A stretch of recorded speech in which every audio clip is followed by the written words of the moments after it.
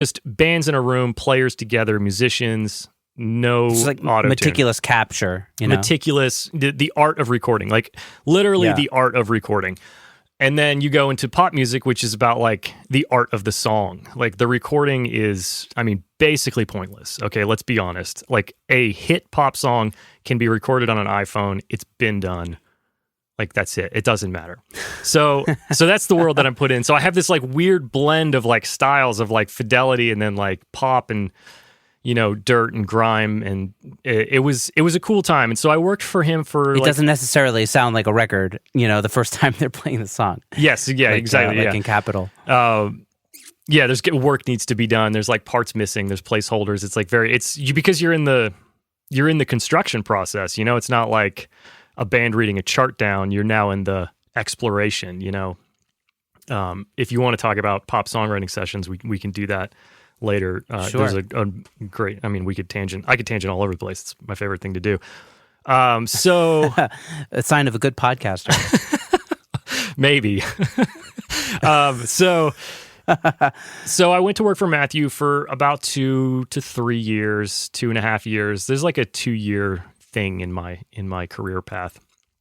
And we did a lot of cool stuff. Like I learned a lot. He basically just kept giving me things to do. Like every time he needed to do something, he would basically test me to see if I was capable of it. And so I kept doing things right, and he kept giving me more things. So the number of responsibilities I had working for him was just growing exponentially. So it was so much experience. But I felt like I was just working for one person. Like you're just in a room, you're working with just that person. Nobody calls you because you're that person's engineer or you're that person's mixer or whatever it is. And so I started to feel nervous about like what the future was. Like, what do I do? Like, what if Matthew retires? What if I want to move? Like, I don't have any clients. So I started getting concerned about just being tied down. And so then what happened was I went back to Capitol, which doesn't really make any sense. But I went back to Capitol. They were building these pop songwriting rooms. And I went back and I was like, hey, I heard you guys are building these rooms. I would love to come back. Or actually, I guess my boss at the time said, we would love to have you back if you were interested in coming back. And I was like, well, that sounds great. So I went back and I did like 5 years there. But the real thing that worked in my benefit there is that it was like going back to the beginning where they weren't keeping me busy. And the reason they weren't keeping me busy is like, it's a longer story than worth going into, but basically corporate stuff rolled in and like companies were sold, and like these rooms that I was hired to work in, like it was very vague who was supposed to be in them. So like a songwriter might use them for a week and then nobody would come in for another week because the person that was supposed to send somebody in was fired. It was like a very like, it's not worth going into, but it forced me to get clients on the outside. So I had a job that was stable and it would, basically sustain my life. It paid my rent, it paid for my food, paid for my gas. If I wanted more than that, if I wanted to save anything or I wanted to buy a piece of gear, I had to go find work. And so I always had 1 foot in a really amazing studio and 1 foot out. And sometimes you don't tell everybody like, that your foot's out the door. But, I navigated that for 5 years until an opportunity to work for another producer came up. So I took that.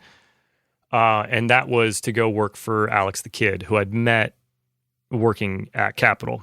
And so he had this really amazing idea of his if anybody's familiar with Alex, he's got labels, he's got a lot of artists signed. He's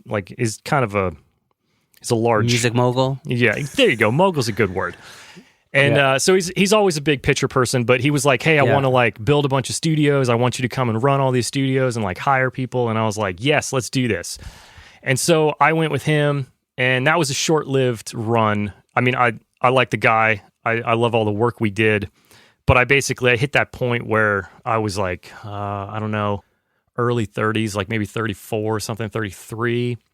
And I just was looking for a change at that point. And I realized that I'd always had somebody telling me what was next. And I wanted to start making those decisions for myself. So despite the fact that he's a massively successful producer and we were doing amazing projects, I kind of had to step out and like be my own person for the first time, which was stressful. And I didn't answer your question at all, but now everybody has the backstory. No. Well, no, yeah, maybe I should have asked a few more questions before we got to that. I in my mind, it's like, okay, everyone's heard the Working Class Audio podcast, but they obviously haven't. Also, Working Class Audio, like we talked a lot about Capital. Most of that, that conversation was about my time at Capital. So if you're bummed that I skipped over Capital, you got to get into the check that out. Get more information over there. Yeah. But hence my question. But how are you able to kind of like build up the courage to kind of say like, Alex, I'm done.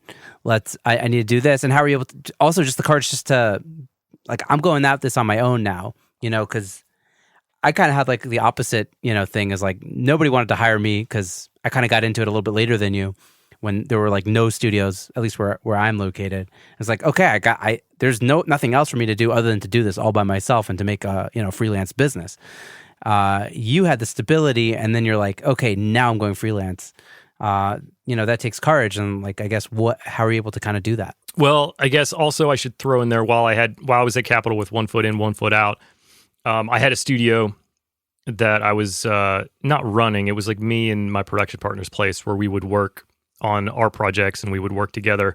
And it had a live room and a control room. We had 3 people's worth of gear in there. It was like well set up. So when 1 foot out the door is like, I'm actually freelancing also. Yeah, it was straight up. Yeah. Freelancing. Yeah. With running a studio. Sorry guys. But so when I left Capital, there were some of my clients, had found out that I had a space and they wanted to work there with me, because it was really like, when you're a staff engineer at a facility, there's 2 types of jobs that you get. You get the jobs that come in with no engineer, and then the other type is the people that want to work with you specifically. So as you build a rapport with people, like they will call and they'll say, hey, I want to get in with Travis next week. Like, what day is the studio available and Travis available? And so that's kind of like where you want to get to when you are, on staff at a facility. Like, you want people to want to work with you. And so once I realized that there was a core group of people that really it was about working with me and not the facility, then it's like, well, if you just want to do this vocal overdub while we're mixing, like we can do it at my place. If you want to rent a microphone, we can rent a microphone. And so I was doing that. And then once I officially left Capital, obviously anybody that still was going there to work with me at that point, then it was like either we continue to go to Capital, which I had clients continue to go, and good on them. That's fine. I don't care. And then I had other clients that were like, okay, cool, we're going with Travis. So I continued to do work. And while I was working with Alex, I was doing work. And then you hit this point where like, I was having a hard time balancing. And the stuff that I was working on my own independently was more fulfilling because I was making the choices and making the decisions. And, you had more control. But I also had a job that was like, once again, like 40 to 80 hours a week working with Alex, and then having to deliver a couple mixes for somebody else. It became really hard, but it also became clear to me that I would not starve if I walked away from the stability. I probably wouldn't thrive. I would take a massive financial, kick, and I did. It's like cutting your income into like, 2/3 or half for that first year following walking away from something. But I knew that like I wasn't going to die. And so that, with the push of the, like, how inspiring some of those projects were and how much more satisfied I was when I was in charge or whatever it is, those are the things that kind of like pushed me to finally go and be like, okay, let's do this. That and meeting my wife and not wanting to work past like 7 p.m. Yeah, totally. I mean, that reminds me of, I co-founded a wedding band here in Israel, and at a certain point, I could not do both. I couldn't manage the wedding band and kind of keep up with all the production work I had to do in the studio.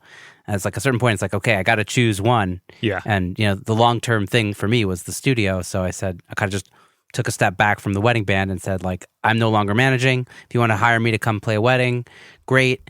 But I'm not a part of the management here anymore.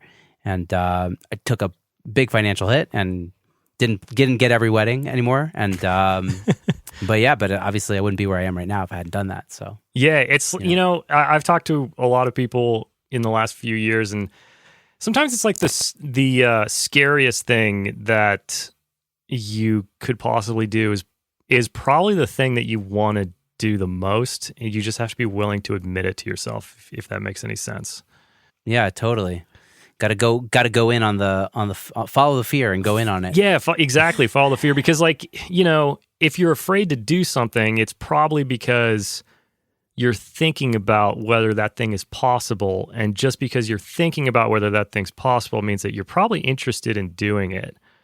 And so, like, if you just work backwards from your fear, you'll just realize that, yeah, that's something you want to do, and you should explore it. I think people should explore anything they're scared of, except for, skydiving. I'm not going to jump out of an airplane, but I'm afraid of jumping out of an airplane. But some people enjoy that, Yeah, apparently it's safe. I don't know. They say I'm it's not going safe. for it. Yeah, my wife would do it. I would never do it. Different strokes for different folks. That's right. Amazing. So how was your transition into freelance? Was it like a little rocky? Was it smoother than you expected? Man, I did a lot of things. I did a lot of things that we didn't talk about on Working Class Audio. But so I basically, when I left working for Alex, I had one full record book to mix, and I kind of that was going to be a month's income and about hopefully less than a month's work, and it was longer than a month, obviously. But so I was like, I'm good for 1 month, so let's do this. And so that's the first thing I did. I mixed a record for Shoshana Bean, who was like a longtime client of mine, amazing singer. And that record actually, when it came out Billboard #1 on the jazz charts. And so that was like super fulfilling for all of us. She wanted me to track the record, but I couldn't. So I got one of my buddies from Capitol to do it because I knew he would kill it.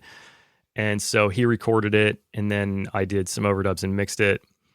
And so that was one of those, like, how every once in a while you have these like validating moments.